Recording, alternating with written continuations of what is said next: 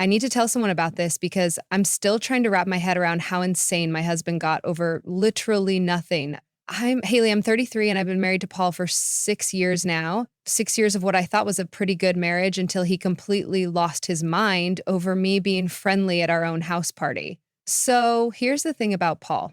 When I met him, he was this fun, spontaneous guy who knew how to have a good time. He was always the life of the party, always down for whatever. And honestly, that's what I fell for. But somewhere along the way, especially after we got married, he turned into this uptight, controlling person who acts like he's my father instead of my husband. It's like he decided he needed to become some perfect, responsible husband. And now he expects me to transform into this boring housewife version of myself.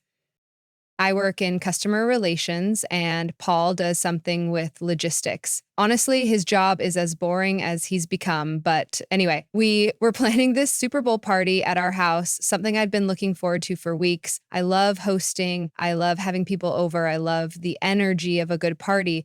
Paul, he just complains about the mess we'll have to clean up and how much money we're spending on food and drinks. Like we can't afford it and it's one day a year, but he acts like I'm trying to bankrupt us. Every time I brought up party planning, Paul would make these little comments about keeping things under control and not going overboard. When I bought extra alcohol, he gave me this look like I was planning some kind of rager instead of having friends over to watch football. And don't even get me started on his comments about my drinking. The man acts like I'm some kind of alcoholic just because I like to have a few drinks when I'm socializing. I'm a grown woman. I can handle my alcohol just fine. The morning of the party, I started getting things ready early. And yeah, I had a mimosa while I was setting up. Sue me. It's a party day. I'm excited and I want to be in a good mood when people arrive. But Paul sees my drink and immediately starts with his disapproving looks and subtle comments about pacing myself. I told him to relax and stop treating me like a child. And he got all defensive, saying he just wants me to have a good time. But his version of me having a good time apparently means sitting quietly in the corner, nursing one beer all day. Our friend group was coming over, mainly people we've known for years, including my best friend Sierra and her boyfriend Nate. Now, Nate is actually fun to be around, unlike some people in my house. He laughs at my jokes. He doesn't act like I'm doing something wrong when I'm being social, and he knows how to keep a conversation going. Sierra's lucky she found someone who doesn't try to change her or police her every move. When Paul suggested I slow down on the drinks before people even arrived, I snapped. I reminded him that at least I'm not doing what he used to do at parties back in the day, because let's be real, Paul used to be a complete mess at parties, drinking way too much, flirting with other women, staying out until 4 o'clock without even texting me. But now that he's decided to be Mr. Perfect Husband, suddenly I'm the problem for wanting to have fun at my own party. He got all quiet and hurt when I brought up his past, which is exactly what he does when he knows I'm right. He can't handle being reminded that he's not some saint who's always been the perfect partner. I wasn't trying to hurt him. I was just pointing out the hypocrisy of him judging me when his track record isn't exactly spotless. People started arriving and I immediately felt better. This is what I live for, having friends over, everyone laughing and talking, good energy flowing through the house. I'm naturally social, I love making people feel welcome, and I'm good at it. Paul just kind of hovers around, looking uncomfortable, like he's chaperoning a high school dance instead of enjoying time with our friends. I could feel him watching me, counting my drinks, monitoring my conversations. It's so embarrassing being married to someone who treats you like you can't be trusted. I'm talking to people, making sure everyone has what they need, being a good hostess, and he's over there giving me looks like I'm doing something inappropriate. The game started and everyone settled in around our living room. I love this part. When everyone's comfortable and relaxed and just enjoying themselves. This is exactly the kind of life I want to live, surrounded by friends and good vibes. But I can see Paul sitting there all tense, like he's waiting for me to do something wrong so he can swoop in and correct me. I had maybe 3 drinks at this point, which for a full day of partying is absolutely nothing. But Paul is acting like I'm stumbling around drunk. I know my limits. I've been drinking socially for over a decade, and I don't need my husband babysitting me at my own party. The fact that he thinks he needs to monitor me like this just shows how little respect he has for me as an adult woman. Sierra was in the kitchen grabbing snacks, and I went over to hang out with Nate on the couch. We were talking about work stuff, just normal conversation, and I was feeling relaxed and social. There was technically an empty spot next to him on the couch, but honestly, sitting on his lap seemed more fun and playful. It's not like it meant anything. We've all been friends for years, and I'm not some uptight person who thinks casual physical contact is automatically sexual. The second I sat down, I could practically feel Paul's eyes burning into me from across the room. I knew exactly what was going through his mind. His jealous, insecure, controlling mind that turns every innocent interaction into some kind of threat. It's exhausting being married to someone who sees problems where there aren't any. Sure enough, within like 30 seconds, Paul appears next to us with this fake smile plastered on his face. He tells me in front of everyone that maybe I should sit on the actual seat next to Nate instead. The way he said it, like he's correcting a child who doesn't know better, made my blood boil.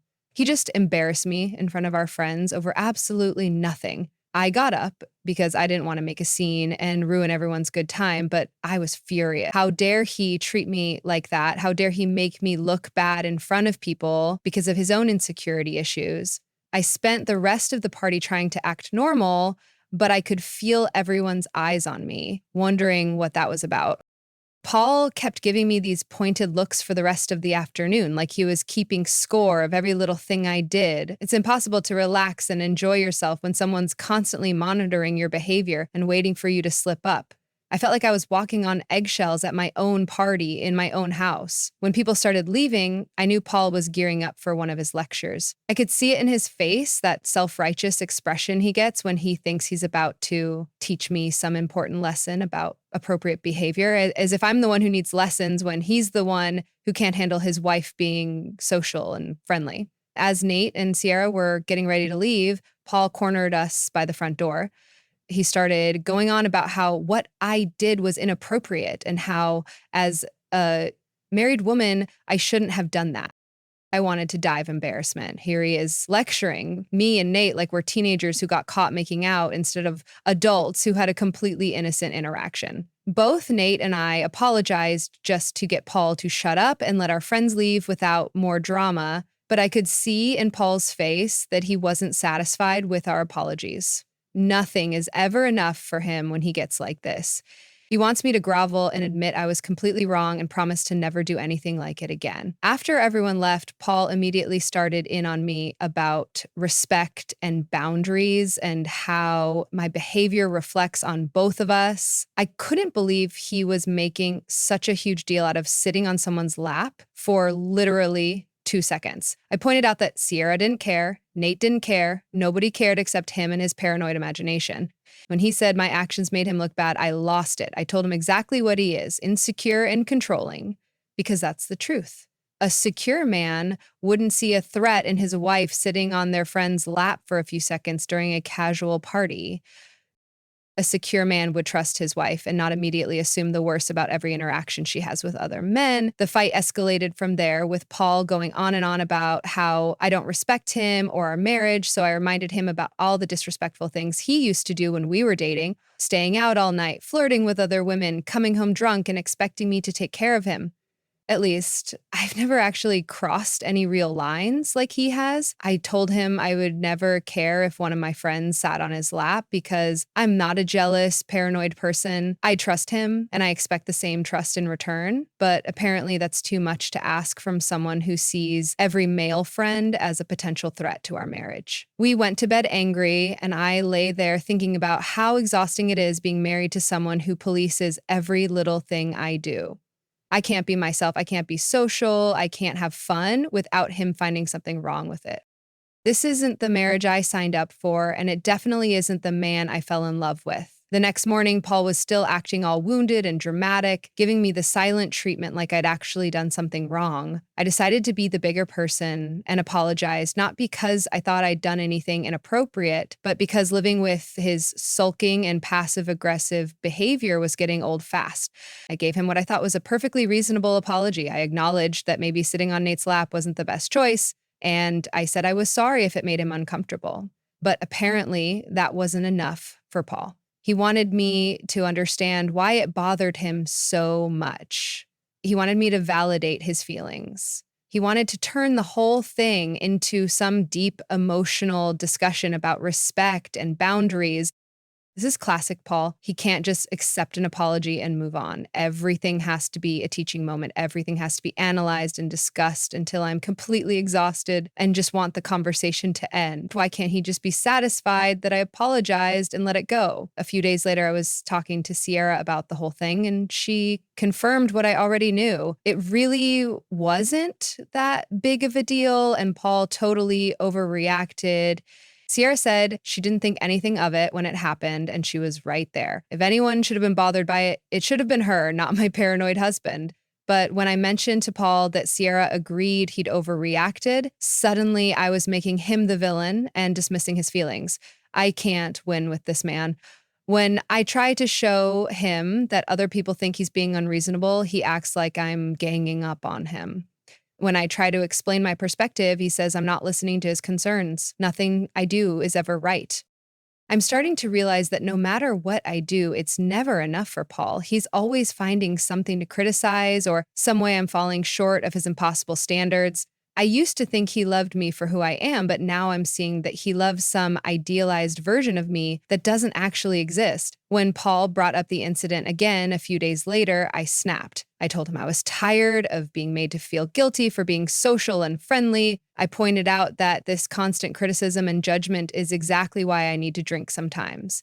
Being around his negativity is stressful and exhausting. I started questioning whether my memory of the event was even accurate anymore. Paul kept insisting I'd sat on Nate's lap for way longer than I remembered and that Nate had looked uncomfortable. But that's not how I remembered it at all. I remembered it being a quick, playful moment that lasted maybe 30 seconds tops. When I tried to correct Paul's version of events, he got even more upset and started accusing me of gaslighting him. Can you believe that?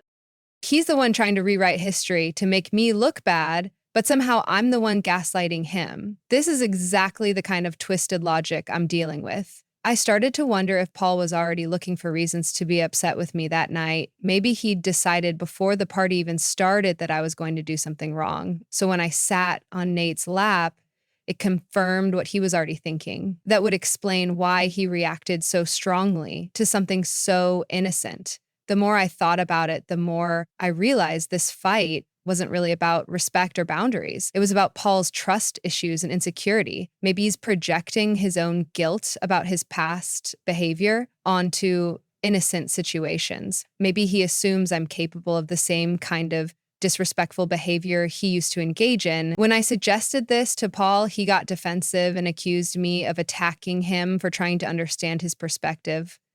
But I wasn't attacking him. I was trying to get to the root of why he's so paranoid about my interactions with other men. If he's going to psychoanalyze my behavior, then I should be allowed to do the same with his. I started keeping track of all the ways Paul had been unsupportive lately. Criticizing my drinking, embarrassing me in front of friends, always assuming the worst about my intentions, never giving me the benefit of the doubt. The list was getting pretty long, and it made me question whether I even wanted to be married to someone who clearly doesn't trust me. Every conversation we had became an opportunity for me to point out his controlling behavior and double standards. When he'd bring up the lap sitting incident, I'd counter with examples of his past mistakes. When he'd criticize my drinking, I'd remind him of all the times he'd come home wasted. Two can play this game. By the end of that week, I was completely convinced that I was the victim in this whole situation. Paul's jealousy and controlling behavior was the real issue in our marriage, not my innocent interaction with a friend. I started questioning whether I'd made a mistake marrying someone who fundamentally doesn't understand or appreciate who I am as a person. Things got even worse when I found out Paul had been talking to his friends about our fight. Sierra mentioned that Paul had asked Nate privately if he was uncomfortable with what happened at the party. I couldn't believe it. He was going behind my back to build his case instead of just trusting my word that it was innocent. When I confronted Paul about it, he tried to say he was just trying to understand the situation better. But I knew what he was really doing. He was trying to get validation that I was wrong. He was shopping around for people to tell him that his reaction was justified and that I'd crossed a line.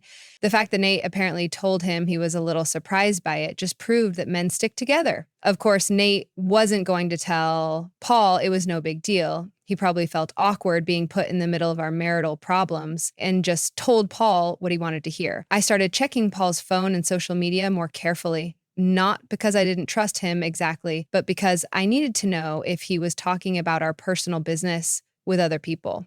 Our marriage problems should stay between us, not become gossip material for his friends.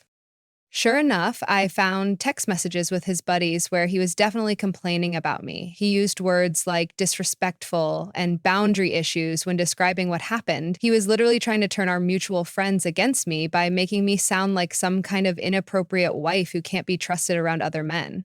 When I confronted him with the evidence from his phone, he had the nerve to get mad at me for going through his messages. He completely missed the point that he was the one betraying our marriage by airing our dirty laundry to his friends. His violation of our privacy was way worse than me checking up on him. The fights became a daily occurrence after that, Paul constantly bringing up respect and boundaries while I pointed out his hypocrisy and controlling behavior. I started documenting every time he dismissed my feelings or made me feel bad about myself. If he wanted to keep score, I could keep score too. During one particularly heated argument, I told him that maybe the problem wasn't me sitting on someone's lap. Maybe the problem was that I married someone who doesn't trust me and treats me like his property instead of his partner. That really set him off, but it needed to be said.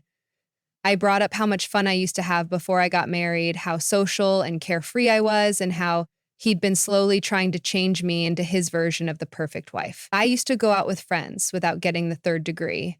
I used to be able to have a few drinks without someone monitoring my intake. I used to be able to be myself without constant criticism. When Paul tried to deny that he was trying to change me, I pointed out all the ways he'd criticized me over the years. My drinking, my friends, my need for social interaction, my outgoing personality. Apparently, everything about me needed to be toned down or controlled in some way. I realized that this fight wasn't really about the lap sitting at all. It was about the fact that we'd grown into completely different people who wanted different things from life. I wanted someone who supported me and let me be myself. He wanted someone who followed his rules and made him feel secure about his masculinity. The breaking point came a few weeks later when we went to Sierra's birthday dinner at this nice restaurant downtown. I was determined to prove that I could be social and appropriate at the same time. But Paul was watching me like a hawk, monitoring every interaction I had with the men in our friend group. When an old mutual friend from college showed up and gave me a completely normal hug hello, I saw Paul's jaw tighten from across the room.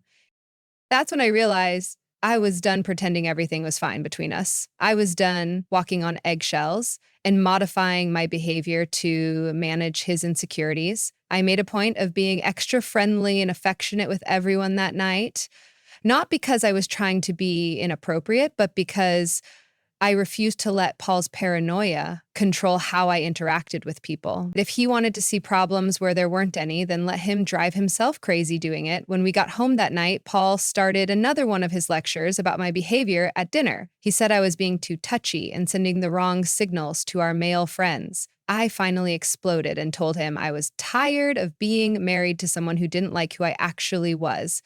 I told him I was tired of pretending that his jealousy and control issues were somehow my fault. I was tired of apologizing for being a social friendly person just because it made him uncomfortable. I was tired of having to defend every interaction I had with another human being. The fight went nuclear when I told him that maybe I should have married someone like Nate, who knows how to have fun and doesn't turn every social situation into a moral crisis. That was probably a low blow, but I was past caring about his feelings at that point. Paul completely lost it and told me that if I wanted to act single, maybe I should be single. Instead of backing down like I usually did when he threatened me with divorce, I agreed with him. I told him that maybe divorce was exactly what we both needed. I started sleeping in the guest room that night, and we barely spoke for the next few days. During that time, my mind went to some dark places. I started thinking about what I could have had if I hadn't settled down so young, what kind of life I'd be living if I wasn't tied to someone who clearly didn't appreciate me. I began planning what my life would look like without Paul, the freedom to be myself without constant criticism, the ability to have friends over without getting permission, the option to go out for drinks after work without having to justify it to someone. It actually sounded pretty appealing. I reached out to old friends I hadn't talked to in years, people from before I got married who knew the real me, the fun, social, carefree version of myself that Paul had slowly been suffocating over the past 6 years. Maybe it was time to get that person back. When Paul tried to initiate conversations about working things out, I shut him down. I was done talking about his feelings and his boundaries and his need for respect. What about my needs? What about my happiness? What about my right to be myself in my own marriage? I started looking at apartments online and fantasizing about living alone again, being able to have people over without permission, drinking when I wanted to without judgment, making my own decisions without having to consider how they'd affect someone else's fragile ego. 3 months later, I was living in this tiny studio apartment that cost almost twice what we'd been paying for our mortgage. But I told myself it was worth it for the freedom. The divorce had been messy. Paul fought me on everything, trying to make me look like the bad guy when he was the one who couldn't handle being married to an independent woman. I had to get a second part-time job to afford my new lifestyle, which was exhausting. But at least I didn't have to answer to anyone anymore. No one was monitoring my drinking or questioning my choices or making me feel guilty for being myself. The hardest part was how our friend group basically chose sides, and most of them chose Paul. Sierra still talked to me, but it was different now, awkward and careful, like she was walking on eggshells around me. I guess Paul's campaign to make me look like the bad wife had been more successful than I'd realized. It hurt seeing our mutual friends post pictures from parties and gatherings that I wasn't invited to anymore. These were people I'd considered close friends, but apparently their loyalty was to Paul, not to me. It made me realize how fake some of those friendships had been. 6 months after the divorce was finalized, I found out through Facebook that Paul was already dating someone new, some quiet, bookish type who probably let him control every aspect of her life. Seeing their photos together made my stomach turn, not because I wanted him back, but because it proved he'd never really loved me for who I was. He had probably found himself a nice, submissive woman who would follow his rules and never challenge him or make him feel insecure. Someone who would sit quietly at parties and never draw attention to herself. Everything I could never be. And honestly, everything I never wanted to be. The worst part was seeing how happy he looked in those photos, not the stressed, tense version of himself that he'd become during our marriage, but genuinely relaxed and content. It made me wonder if maybe I really had been the problem all along. But I pushed that thought away because it was easier to stay angry. My dating life was a complete disaster. Men my age wanted stability and someone who had their life together. And I was living in a studio apartment, working 2 jobs just to make ends meet. The ones who were interested in me were usually just looking for something casual, which wasn't what I wanted, despite what Paul might have thought. I tried to reconnect with old friends from before my marriage, but most of them had moved on with their lives. They had serious relationships, mortgages, kids, all the adult responsibilities I was running away from. I felt like I was stuck in some weird time warp, trying to recapture a version of myself from 10 years ago. My drinking got worse after the divorce, not because I was an alcoholic like Paul always claimed, but because starting over at 33 was harder than I'd expected. Some nights I'd sit in my tiny apartment drinking wine and scrolling through social media, watching everyone else's perfect lives while mine fell apart. The final devastating blow came almost a year after our divorce when I saw Paul and his new girlfriend at the grocery store. They were shopping together, looking completely comfortable and domestic, and I could tell she genuinely appreciated him in a way I never had. She laughed at something he said, touched his arm affectionately, looked at him like he was amazing. Watching them together, I had this horrible realization that maybe I really had thrown away something good. And for some reason, like these fears Maybe Paul wasn't controlling and insecure. Maybe he was just a man who wanted to feel valued and respected by his wife. Maybe I'd been so focused on defending my right to do whatever I wanted that I'd forgotten about his right to feel secure in our marriage. But even as that thought crossed my mind, I pushed it away. It was easier to blame Paul for being too sensitive than to accept that maybe I'd been selfish and inconsiderate. It was easier to tell myself that we were just incompatible than to admit that I'd chosen my own comfort over his feelings time and time again. My life continued its downward spiral from there. I got evicted from my studio apartment when I couldn't keep up with rent after losing one of my jobs for calling in sick too many times. I had to move back in with my parents at 34 years old, which was humiliating beyond words. Living with my parents again made me feel like a complete failure. Here I was, a grown woman who couldn't even take care of herself, while my ex-husband was building a life with someone who actually deserved him. My mom kept making passive-aggressive comments about how maybe I should have tried harder to make my marriage work. The absolute worst moment came when I found out through Sierra that Paul and his new wife were expecting their first child, a baby, the family I'd always claimed I wanted someday, but had been too selfish and immature to actually work toward when I had the chance. Sitting in my childhood bedroom, looking at the ultrasound photo Sierra had accidentally shown me on her phone, I realized I'd thrown away the chance at the life I'd always said I wanted. I could have been the one having Paul's baby, planning a nursery, building a future together. Instead, I was a divorced woman living with her parents because I couldn't handle someone actually caring about my actions.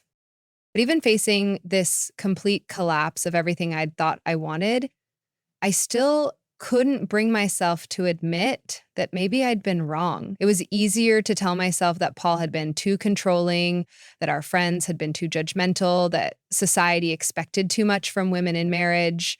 I convinced myself that I was better off without all those people who couldn't accept me for who I really was. If they wanted to judge me for being independent and refusing to be controlled, then I didn't need them in my life anyway. Paul could have his perfect little wife and his perfect little life. I'd find people who actually appreciated my free spirit. But deep down in the quiet moments when I was alone in my childhood bedroom, I knew the truth. Destroyed my own life because I couldn't handle being held accountable for my actions. I'd chosen my ego over my marriage, my pride over my family, my right to do whatever I wanted over building something meaningful with someone who loved me. And now Paul was living the life we could have had together, just with someone who actually deserved it. Someone who understood that marriage meant considering your partner's feelings, not just your own desires. Someone who knew that love meant putting the relationship above your individual wants sometimes. But I'll never admit that out loud. It's easier to stay angry, to blame everyone else, to convince myself that I'm the victim in this whole situation. Because the alternative, accepting responsibility for destroying my own happiness, is too painful to bear.